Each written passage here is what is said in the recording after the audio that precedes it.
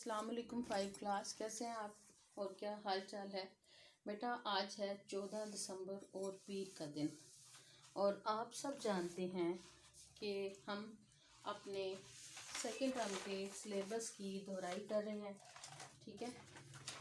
یہ ہماری کتاب ہے، ٹھیک ہے؟ اس کے ہم نے ابھی تک جو دہرائی شروع کی ہے اس کے ہم نے کتنے سبق پڑھے ہیں؟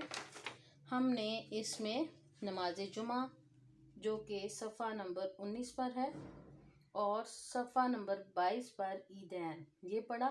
اب ہماری باری ہے روزے کی جو کہ صفحہ نمبر 26 پر ہے۔ تو بیٹا آپ سب جانتے ہیں کہ نماز جمعہ کی ہماری زندگی میں کیا اہمیت ہے۔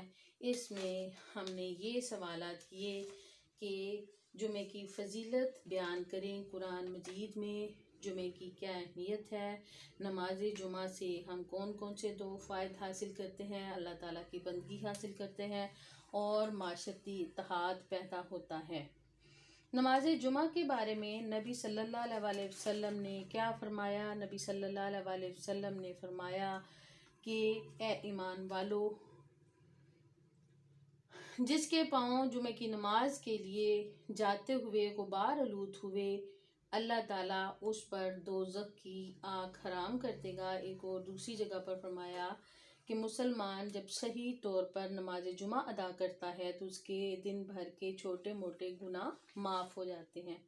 اس کے بعد جمعے کے کچھ آداب تھے کہ جمعے کے کتنے آداب ہیں۔ جمعے کے تو بے شمار آداب ہیں، لیکن ہم نے اس میں سے چند ایک آداب پڑھے تھے کہ اس کی 2 رکعتیں ہوتی ہیں۔ اس کے لیے سب سے پہلے جانا چاہیے، نماز جمعہ کی نماز قضا نہیں کی جاتی، اگر یہ دیر ہو جائے تو ظہر کی نماز 4 رکعتیں پڑھی جاتی ہیں۔ نماز جمعہ میں امام سے پہلے داخل ہوا جاتا ہے، مسجد میں داخل ہونا چاہیے اور مسجد میں جہاں جگہ ملے وہیں بیٹھ جائیں، لوگوں کو پھلانگتے ہوئے نہ جائیں، ٹھیک ہے؟ غسل کر کے جائیں، ناخن تراشنا، صاف ستھرے کپڑے پہننا، خوشبو لگانا جمعے کے دن سنت ہے، ٹھیک ہے؟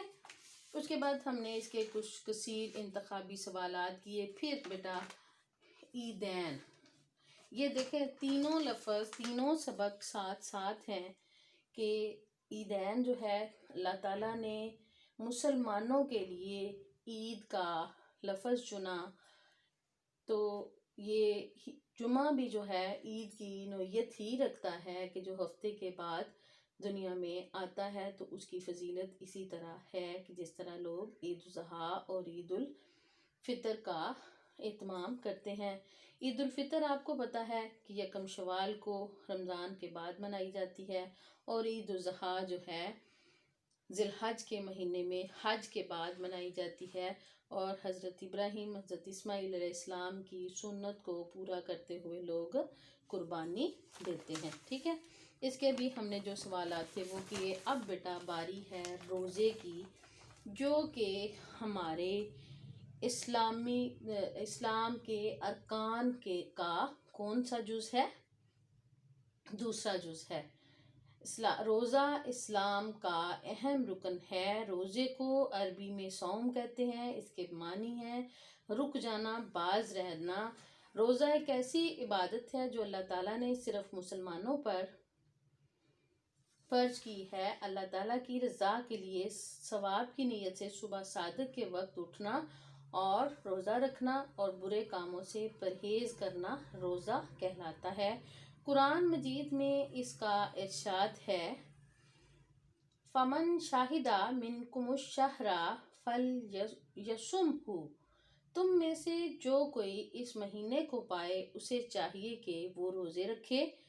اس کے بعد روزے کی اہمیت کا اندازہ ہم اس طرح بھی لگا سکتے ہیں بیٹا کہ روزہ جو ہے ہر قوم اور ہر امت پر فرض کیا گیا، جیسا کہ قرآن مجید میں ہے، یا ایھا الذین، اے ایمان والو، یا ایھا الذین آمنوا کتب علیکم الصیام کما کتب علی الذین من قبلکم لعلکم تتقون، اے ایمان والو تم پر روزے فرض کیے گئے ہیں جس طرح تم سے پہلے لوگوں پر فرض کیے گئے تھے تاکہ تم تقوی حاصل کرو. ٹھیک ہے بیٹا.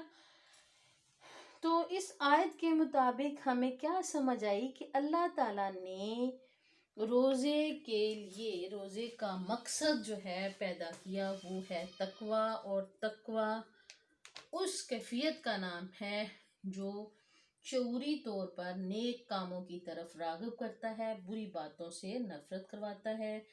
اس لیے آپ صلی اللہ علیہ وسلم نے فرمایا کہ اگر کوئی شخص روزہ رکھنے کے بعد گالی گلوچ کرتا ہے، لڑائی جھگڑا کرتا ہے، جھوٹ بولتا ہے، تو ایسے روزے کا کوئی فائدہ نہیں ہے. ٹھیک ہے. روزے کی اہمیت یہ نہیں ہے کہ ہم بھوکے رہیں، پیاسے رہیں اور معاشرے کے لوگ یہ محسوس کریں کہ ہم نے روزہ رکھا ہوا ہے.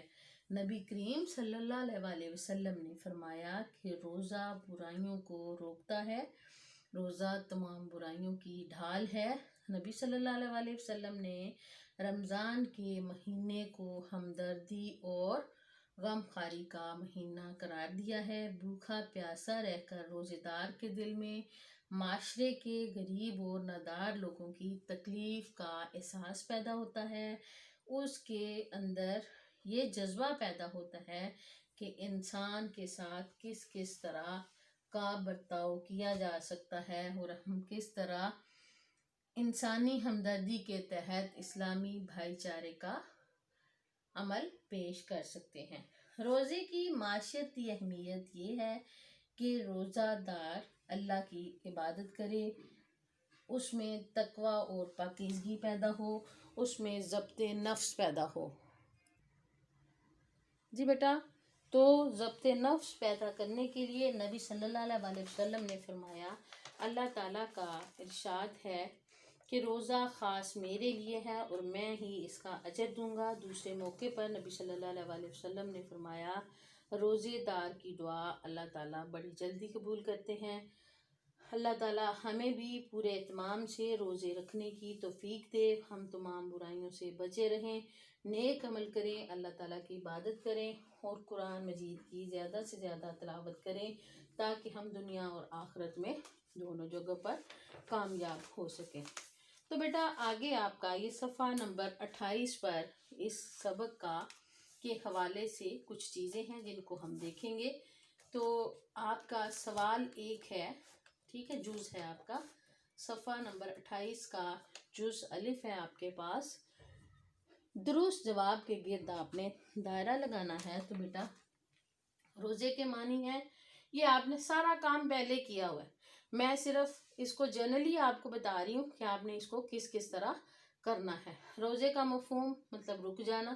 اللہ تعالیٰ کے فرمان کے مطابق روزے فرض کیے گئے ہیں تاکہ تم بچو تقوی شعار کے لیے. روزہ ایک ایسی عبادت ہے جو اللہ تعالیٰ نے ایمان والوں پر فرض کی ماہ رمضان میں. روزہ ڈھال ہے برائیوں سے بچنے کے لیے. حضور صلی اللہ علیہ وسلم نے ہمدردی اور غم خاری کا مہینہ قرار دیا ہے رمضان المبارک کے مہینے کو. ٹھیک ہے بیٹا. تب آگے بیٹا آپ کے پاس اس کے سوالات ہیں. روزے کا مفہوم بیان کریں. تو بیٹا روزے کا مفہوم آپ نے اپنی کاپی کے اوپر اس کا جواب لکھا ہوا ہے، آپ وہیں سے دیکھ کر اس کو لکھیں گے.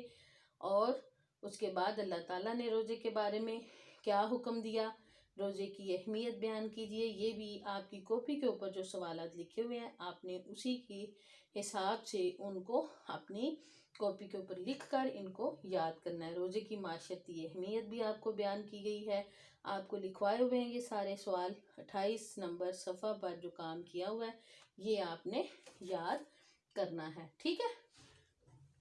اس کے علاوہ آپ کو کوئی بھی مسئلہ، کسی بھی قسم کی کوئی بات پوچھنی ہو تو آپ مجھ سے کال کر کے پوچھ سکتے ہیں. ٹھیک ہے. اللہ حافظ. اپنا بہت خیال رکھیے گا.